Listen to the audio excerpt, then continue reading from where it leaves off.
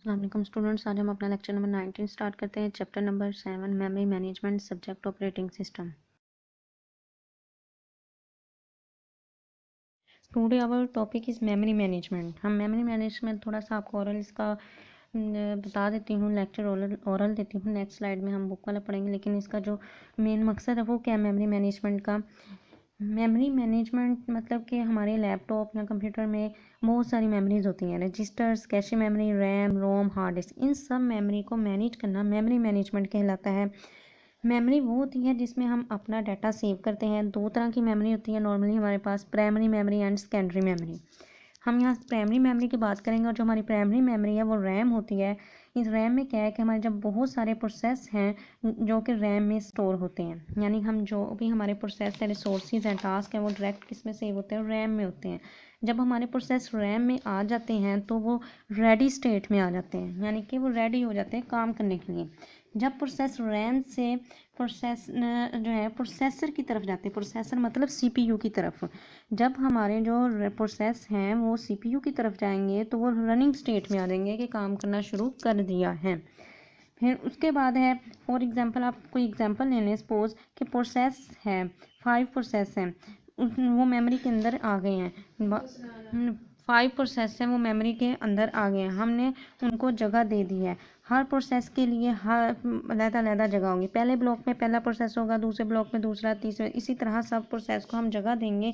इस चीज़ को हम मेमोरी मैनेजमेंट कहते हैं। मेमोरी को इसमें मैनेज किया जाता है और हर आने वाले प्रोसेस को जगह दी जाती है। इसमें जब प्रोसेस ने आना है उसके लिए एक जगह ज़रूरी होती है, तो वो जगह उसे जो दी जाती है वो तब उस प्रोसेस रेडी स्टेट में आ जाता है।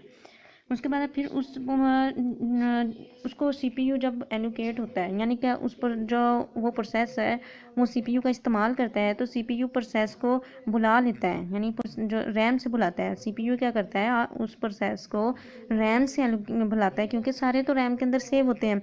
सीपीयू रैम से प्रोसेस करता है, यानी उसको हासिल करता है और उसको फिर उस पर काम एग्जीक्यूशन स्टार्ट करता है। और जब एग्जीक्यूशन स्टार्ट करता है तो हम कहेंगे कि वो जो है एग्जीक्यूट कर रहा होता है, तो वो रनिंग स्टेट में है। यानी कि जो इसमें ये था कि मेमोरी मैनेजमेंट में ये सारे प्रोसेस आपके रैम मेमोरी, मेन मेमोरी में सेव होंगे और इसने 1 बाय 1 सबको जगह दी जाएगी। अगर 5 प्रोसेस है, 500 को जगह दी जाएगी।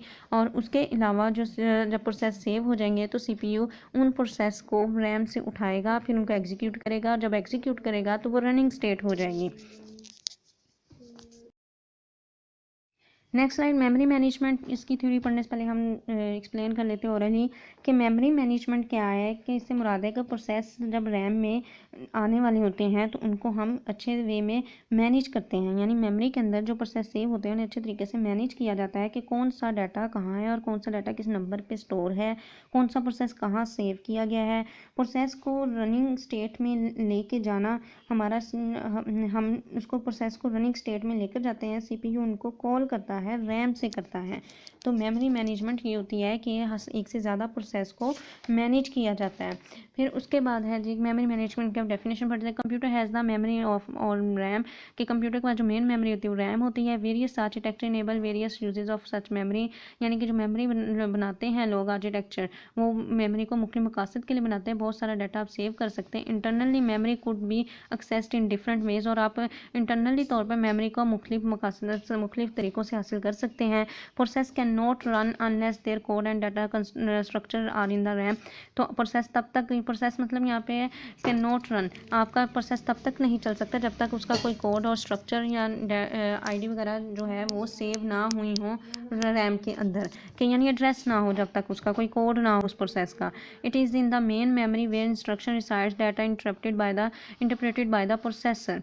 इसमें क्या है कि मेन मेमोरी आपके प्रोसेसर की सारी इंस्ट्रक्शन को 1 बाय 1 पढ़ेगा, रीड करेगा। सम इम्पॉर्टेंट इश्यूज आ जाते हैं related to need for memory management. Memory manage करते हुए कुछ इश्यूज रिलेटेड होते हैं, वो हम नेक्स्ट स्लाइड में पढ़ते हैं। नेक्स्ट स्लाइड में भी मेमोरी मैनेजमेंट के कुछ पॉइंट्स हैं वो पढ़ेंगे। सबसे पहले मैं ओरल में ही बता देती हूँ।